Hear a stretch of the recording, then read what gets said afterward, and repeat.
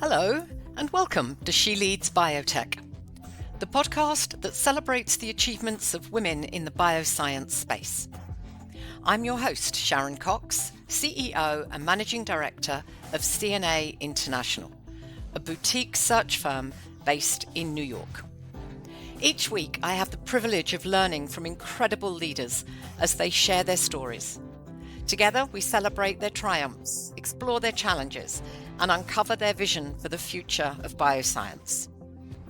Our conversations also provide invaluable insights into how women can unlock their unique superpowers and succeed on their own terms.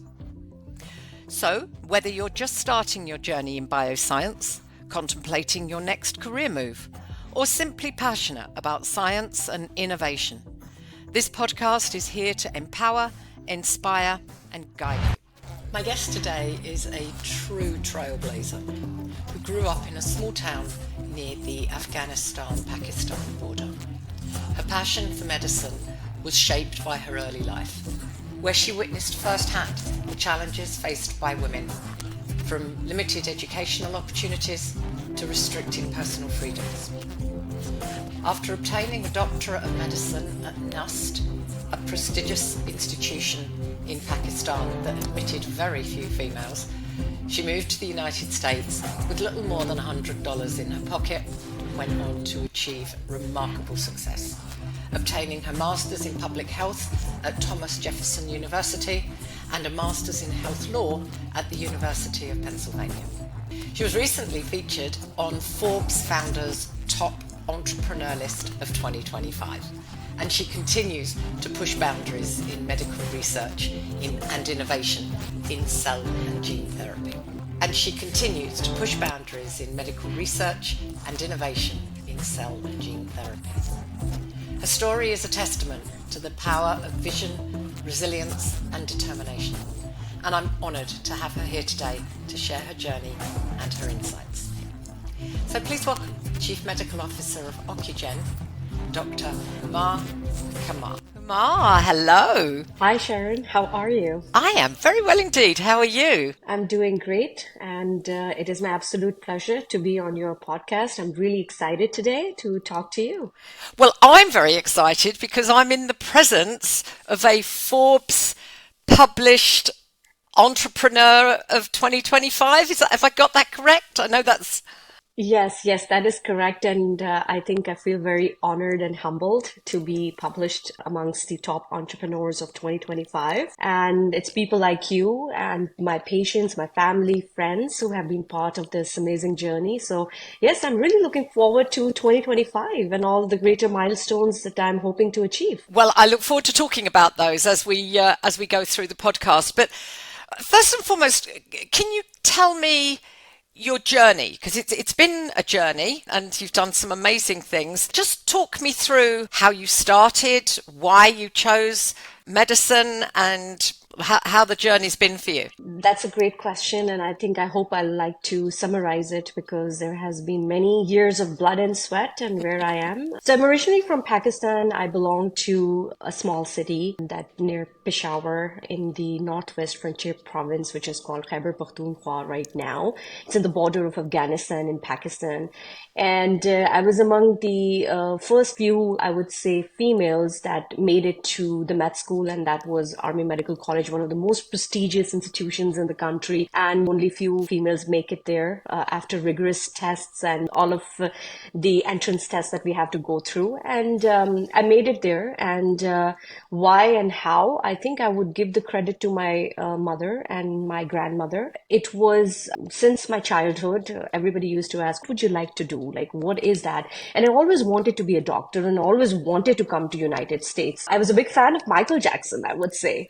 And everywhere I used to go, I used to talk about Michael Jackson. And even in my visa interview, when I did that, I was like, I want to go to United States. I got my scholarship from Yale. That was a big moment for me, being from Pakistan and coming here. And then I would say that the reason being a doctor was just not being a doctor. I belong to a very place where, females literacy rate is very low.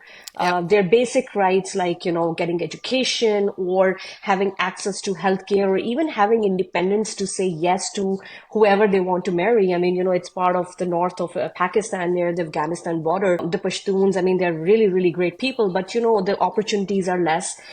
I was always I was not the stereotype. I always wanted to do things like if people are going from point A to B, I have to take a C to be there and always thinking outside the box. In fact, I think there is no box to even start with. So I think that attitude for me and doing something for the community, doing something for the other females, and actually father was not there. So my mother was raising us all four of her children. I have three more siblings, and her priority was like financial security and education are very, very important for the females. And I think I owe all of that to my mother.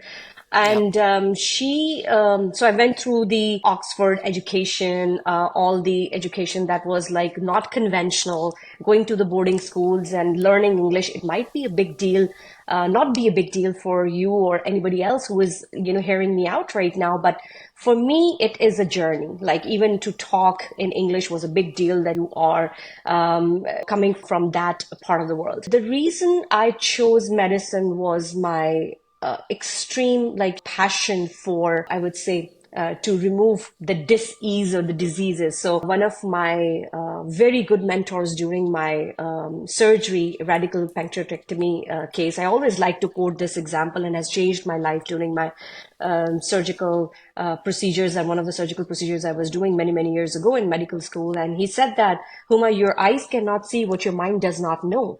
And that actually stayed with me. And one of my other mentors, who is from Thomas Jefferson College of Population Head, Dr. Dave Nash, and I always like to quote him, is world-renowned world economist and great, great person and mentor. Huma, what you put in is what you get out. So I think for me to do bigger for the humanity, for the patients, and I wanted to do things that not the normal physicians were doing, or to do things in a country where there's land of opportunity. So I wanted to do that. I'm always clear on, what I want or achieve in my life. So I think that's what actually persistence and patience and perseverance, that's all what they say. But you know what, let me tell you about myself. I'm not good with patience. I am a physician. So, I always openly admit it. Patience is not my virtue. So I look at things 10 years ahead of time. I'm a visionary leader with an achiever mindset. And I think that's what it was. So I came with less than $100 in the United States and started my journey from Yale, went to Harvard, went to University of Pennsylvania, went to Fox Chase Cancer Center, and I was the senior vice president and head of R&D for FSD Pharma and other programs, and joined Ocugen 3.5 years back, and here I am in front of you. Goodness gracious me, that is a journey. Did you ever get to meet Michael Jackson? Actually, no, because the time when I went for the interview, actually at that time he was alive, and the officer said, "Why do you want to?" And I had the Yale letter in front of me, and I didn't talk about it. Said, "Why do you want to go to United States?" I said, "I'm a huge fan of Michael Jackson, and I just want to be there." And that's it. That was a really honest answer. But I wish I'm very inspired by different music, very secular person, and I think great legend. And I wished, but I think I am in the land of Michael Jackson. And I think every day when I'm driving my car, don't stop till you get enough. That's what I play. Right, that's your anthem, is it? Yes, absolutely. It was a bit like that for me coming to the US. I always wanted to come and be best friends with Barbara Streisand, and she hasn't accepted my Facebook friend request yet at all, but Oh, wow. we live in hope. You never know. Absolutely, and try again. There you And go. another person that I would love to, I wanted to meet was Mr. Shah Rukh Khan. Like he's one of the biggest Bollywood actors, and he's an entrepreneur. And I think I have very much kind of like inspired by him so much that I was like, one day that would be it. And I think this year I had a chance, and I saw him at IFA in Abu Dhabi. And I think, dreams do come true if you There work you hard go. towards that. Yeah. I mean, I have seen Barbara, but it's been from a distance with me Yeah, sitting in a seat at Madison Square Gardens. But of there you go. Never course. mind. So you're the chief medical officer at, how do you pronounce, is it Ocugen. Ocugen. Ocugen? Yes. And so, and they're involved in cell and gene therapy. Is that right? I understand their platform is you're going to be able to treat a number of eye diseases, retinal diseases, through one treatment. Is that correct? Correct, correct. And you said it absolutely right. So I'll tell you, it's cell therapy, gene therapy, and vaccines. So we have first in class three programs, gene therapy being the foundation of the company, cell therapy, and vaccines. So the first in class mucosal vaccine, flu and COVID, first in class NeoCart, our 3D autologous program for articular cartilage lesions. FIFA is around the corner for 2034 for Saudi Arabia, and we are doing some great thing on that as well. But the core or the foundation of Ocugen, or whatever the research that I do on the daily basis, is very close to my heart and something that is beyond a paycheck. It's the mission and vision of Ocugen. We're a patient-centered biotech company. We are treating blindness diseases. And the hallmark of the program is geographic atrophy, which is secondary to dry age-related macular degeneration, which happens in 50 years of age and older, and also inherited retinal diseases. We are working primarily in a phase 3 program for retinitis pigmentosa, and phase 1, 2 in the GA and the Stargardt, which is also, there's no approved product. So all these patients that are losing the hope and they might lose the vision in the near future. This is a one and done treatment with novel modified gene therapy platform. That's what I'm working on with the brilliant Wow. scientists and bringing these therapies to the market and, a globally presence. That's the goal. I mean, I have to say, for me, cell and gene therapy, even 30 years ago, was science fiction stuff. It wasn't, it wasn't real. And now it's some amazing things that are happening in the space, which is really quite incredible. So full kudos to you and your team and everybody else who works in this space to make such a difference. I do want to talk a little bit about your leadership style and how you approach your teams and working within those teams and the managing up, managing down as well. I would imagine that coming from where you do, women speaking their mind, women leaders is not a thing. So how did you adapt that here in the US? That's a great question, and a question that I normally don't get asked, but I want them to ask me. I think my journey has been very challenging, difficult, yet rewarding. And I think persistence has been my virtue. I think one of the key things that I possess is emotional intelligence and looking the things ahead of time and kind of mitigating the risk. Now, what does it mean? For example, you see there are not many executives in the C-suite level, let alone, you see them in the vice president or the senior vice president level. Also, I work for a publicly traded company at NASDAQ. And so, being the chief medical officer and wearing different hats, whether it's from business, it's clinical, it's very difficult. You have a lot of deliverables. And also, when you are in a room, when the room full of like 10 or 11 executives that are men and you are the only women, and you are also younger as compared to the first thing they say is like, oh, she's too young. Oh, and you don't have experience. So I think that is where the stereotypes I have been really, I would say, fighting on the daily basis. And that has been a challenge. I feel like still we don't have a president of the United States that's a female. We're still waiting for that day to come. And it's not that I'm not happy with the current, whatever the political infrastructure is. But I think there should be representation and, how women are perceived. I would say women things get done, but also women possess the emotional intelligence and the communication style. When a man is sitting and talking, everybody is looking, saying, oh, maybe he has experience, maybe he has a network. But I think, women are more than that. Women are not only the subject matter expert, but they know the holistic picture. They are seeing things in between the lines as well. There is not like only black and white. Sometimes men have black and white, which is great, also not a bad thing. But I would say that women are much more than that. And I think in terms of, their commitment to the programs, commitment to the mission and vision of the companies, I think if you look at it, their loyalty and their perseverance should not be overlooked. For me, particularly, I think age has been a factor that I have literally fought. As an immigrant, I would say that US has been very welcoming to me. I would not say that. Still, there are some stereotypes, but I think I have been very lucky. And I think, I don't know what was the case, but I think I was never, not really, I did face any discrimination or anything, at least in my experience. I mean, there have been some instances here and there, which happens with everybody, but overall, I've been very lucky in that. I think when it comes to my style, I am a very visionary leader, but yet a very achiever style because I'm a physician, right, by training. So I have a checklist in my mind. I'll tell you an example. When I started in my career at the age of 21 as a young physician, I was very running through that checklist. And there was this patient who came and he said, and I was just going through and I was thinking I'm the best first patient and I'm going to talk to them and I'm giving them all the tests and all the language and lingo. Guess what? That patient taught me something. The patient said, listen to me, I do not like your style, right up on my face.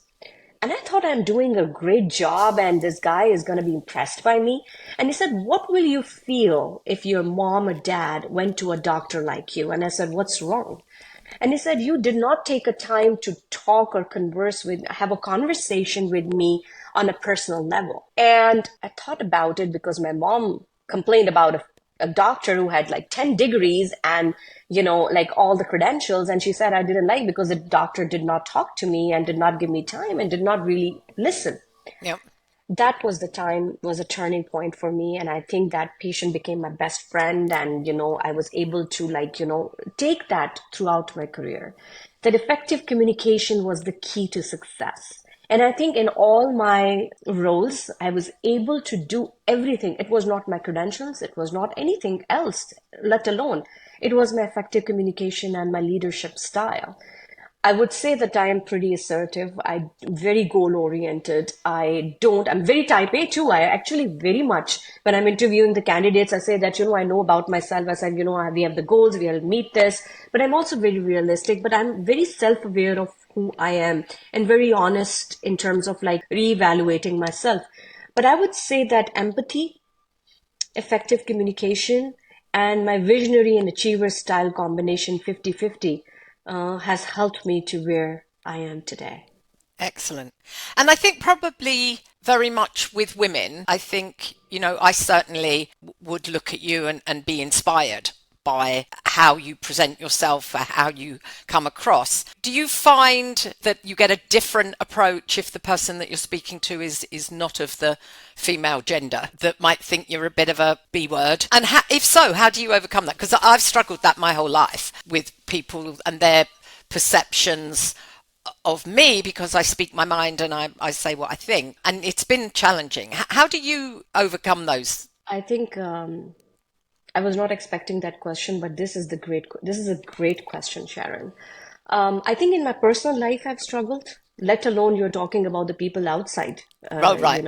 Okay. So I'm going to be very honest because I'm very transparent. I do talk, speak my mind. But there is one thing that I've mastered, that I know the temperament of people and I know what they are looking for, but also kind of in a situation, for example, if I am with the CEO of a company or who I am reporting to, I would make it respectful yet assertive, but in a way that is amenable or palatable to him or her in a private setting. I've learned that, what are the sensitive points of that person.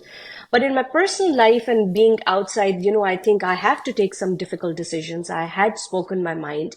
I had talked about things that were in the best interest of the institution, and they were not perceived initially as very desirable outcomes that they were looking for. But I think I've learned the art to deal with men actually.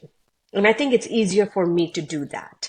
And not only that, also with women, because, they're easier. They're just kind of I know exactly what to do. But I think the most important thing that I've learned through this process is that there will always be somebody who will say, and I've got the feedback directly on my face that you are blonde and you're very strong and you appear as very intimidating.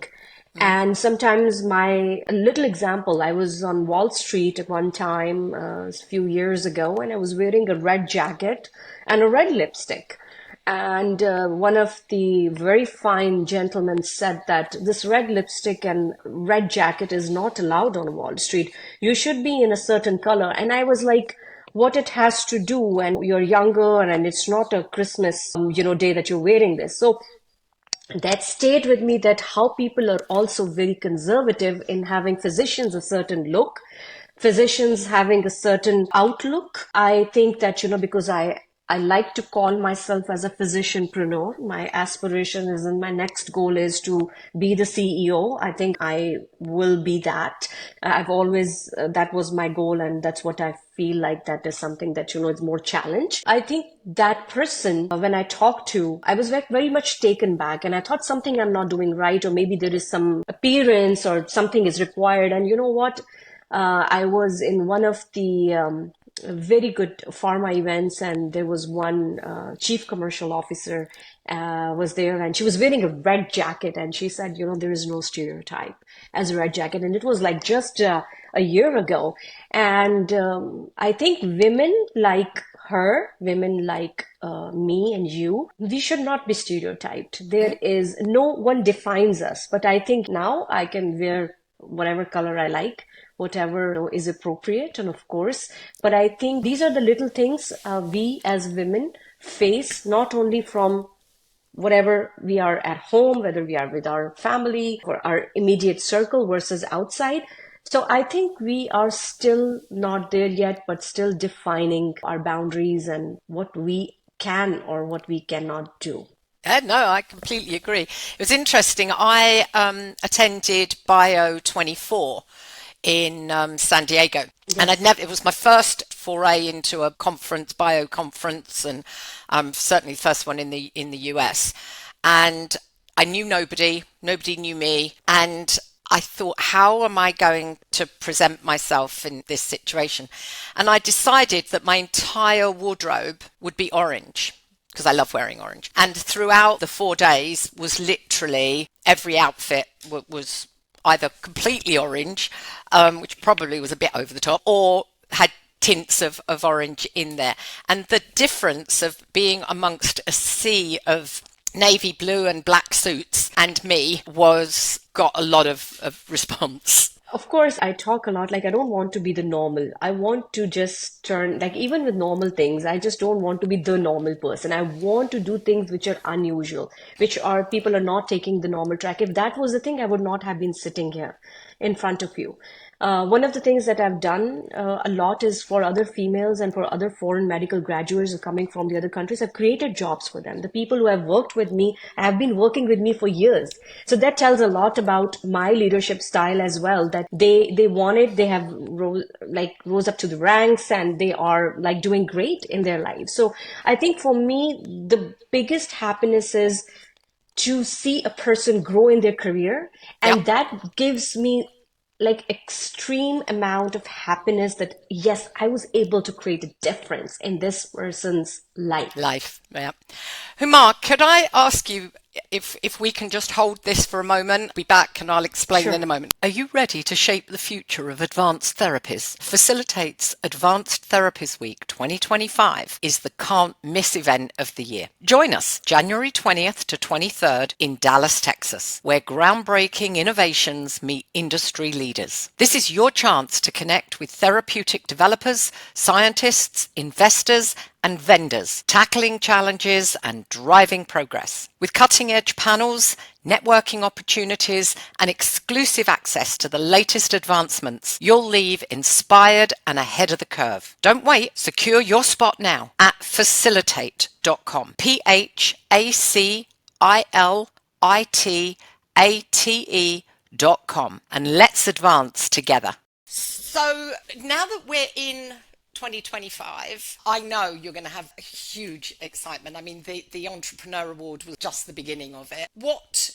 projects? Is there anything that you've got happening in 2025 that you can tell me about? Yeah, apart from like my gene therapy that I'm doing, I am venturing in the aerospace research with the microgravity research. It's fascinating, and more details are going to come, but that's where the research and development is there. Research and about the astronauts, and people are going on Mars. I mean, Moon is older. Like it's Oh, the just moon is so very yesterday. fascinating. Yeah, my last name is Qamar. Qamar means moon in Arabic. Okay. So everybody kept on saying, should be shooting for the stars. And I told you, I don't do normal stuff. So that is going to be pretty big. And that is one of a kind. Wow. And what exactly will it mean? There is a research and development part and the health of the astronauts proposals that we have with the microgravity research, which is fascinating.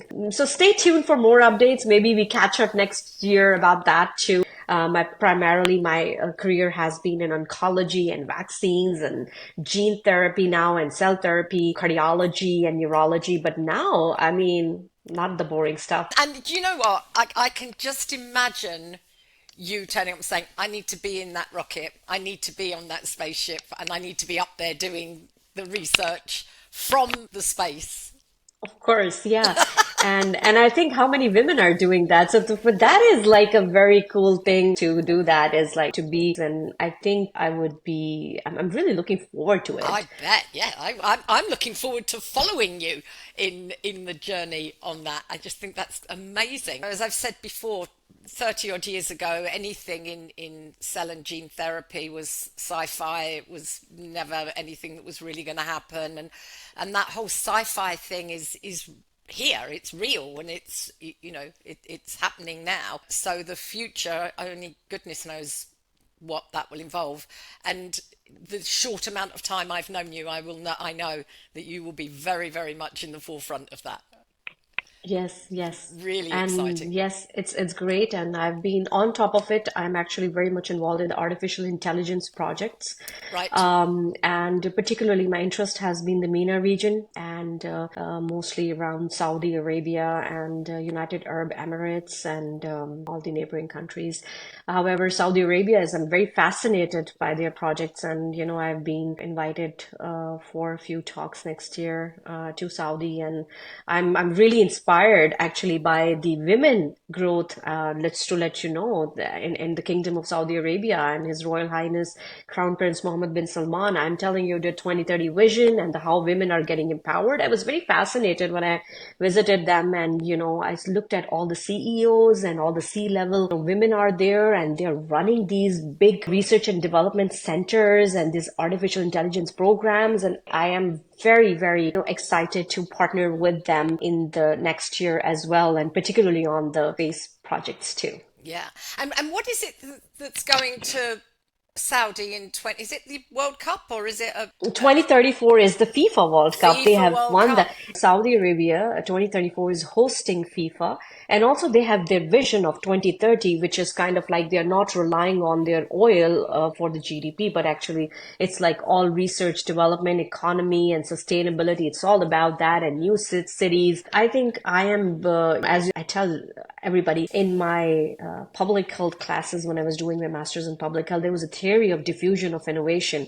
So every year I buy a new iPhone, not because, it's a status symbol or something. It's just because I need to learn the new technology and compete with these little kids who are like all talking about it. And I want to be the cool person. So I think Saudi has invested, and Saudi more than that has invested in the growth of females. So I now Yes. feel, and I was very impressed. The vision that I have here when I went there was totally opposite. I think we are not there yet, but they are actually empowering women and giving them like all these positions and trusting them to lead the nation. And I think that was pretty cool. So I think I feel that as an American and as a Pakistani American, I think that would be bridging the gap between this part of the world and there, and Yep. taking your expertise here and there and educating those folks as well would be great. Amazing. So I'm going to ask you a question now, that what advice would you give that, people listening, people who have a burning desire in them to be somebody, to do something in the space, not necessarily knowing what at this stage. What would you tell them? What would your advice be? I think that's a great question. So I think not everybody is aware of like what's going to happen in the next 5 and 10 years. I think everybody knows what they're good at, what they want to do. So always follow your heart and your passion. I think if we want to do something, we will do that because hard work is a check that can be cashed anywhere. Yeah. And what I feel is that people take risks. I have taken calculated risks because, and sometimes I have taken a lot of risks, but my risks were very calculated because they were aligned with my goals. So I think I'm very clear in what I want. And once I'm fixated to that, there is no turning back. And I will make sure that I get to that. So I think determination and having the right mentorship is very, very important. For me, unfortunately, I did not find initially the right mentors when I was as an immigrant here. And I had to find a way to like find a path myself. So if you know the story of Dogo and the dog who actually was a leader, and if you guys go and read about and see the movie, was always a leader. So I always not like to be like at the back. I'm always a leader who wants to lead. Yep. So I think knowing your personality and knowing your resources, there is nothing impossible. And I feel like LinkedIn and networking, I think that's the key. And it is the net worth, is the people like, like how many people you know. And I think that has really helped me and expanding your circle, community circle, being there, talking to people.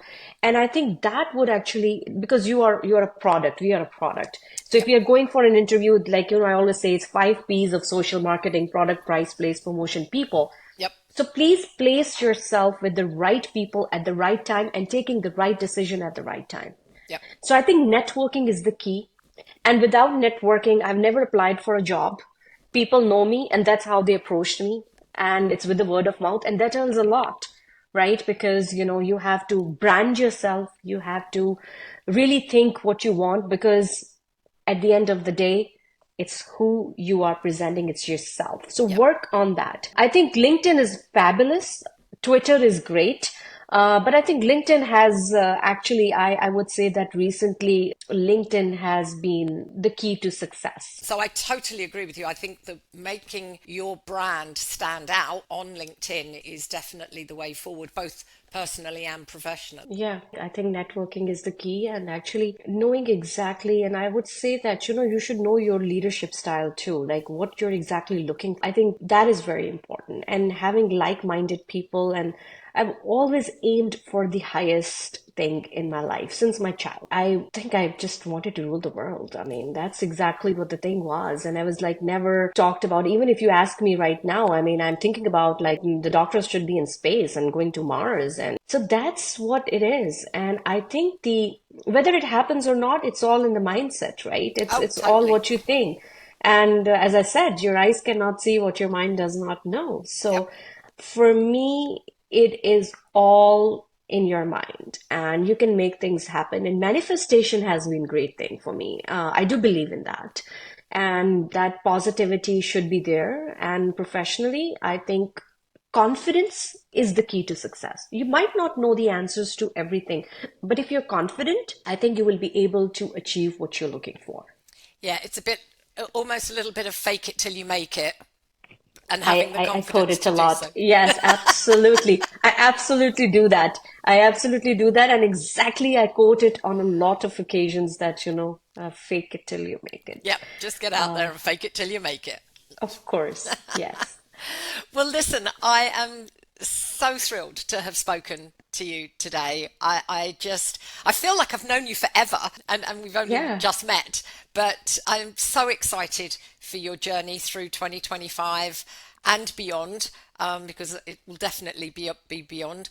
I would not be the slightest bit surprised if I come across your name on the ballot, some form of presidency somewhere, and certainly your next step into a CEO role, whenever that might be. But I just think there's such amazing things that are going to happen for you. And I'm so delighted that you took out some time to talk to me. And I wish you every success, every continued Thank you. success. Thank you. And actually, it is my absolute pleasure and honor. And this didn't even feel like an interview. It's like, you're talking to somebody. And I think I've seen your series. There are not many women in biotech that are being interviewed, and it's a difficult placement. In academia, I worked a lot, and it's very difficult to step into the industry and mark your way there, especially when you're coming from academia and Yep. you have to start from scratch. So I think you're doing a great job, and you are placing the right people in front of the audience, and so that they are able to learn a lot. When I was at that time, I had no other outlet to actually even get some inspiration, or even let alone see how to even apply or do that. But good things always come at the right time. And people like you are creating a difference and actually doing the community work that is beyond the magnitude that I would have actually imagined. But I'm absolutely honored and thrilled. And I think I had a great time today on your show. Oh, bless you. Um, yeah, yeah. So Thank you. Thank you thank so you. much. And I look forward to continuing the conversation with you. Absolutely. All right. Okay. All Take good right. care. That wraps up today's episode of She Leads Biotech. I hope you enjoyed this conversation and found inspiration in the stories shared. Remember, the success of every woman can inspire another, so don't hesitate to share yours. She Leads Biotech is brought to you by CNA International USA, a woman-owned boutique search firm specializing in sourcing talent for small and emerging bioscience companies across the US, from our headquarters in New York. For more information about our services, feel free to reach out at contact@cnaint.com. Thanks for tuning in. Be sure to subscribe so you don't miss future episodes. And until next time, stay bold, stay brilliant, and continue pioneering progress for women in bioscience.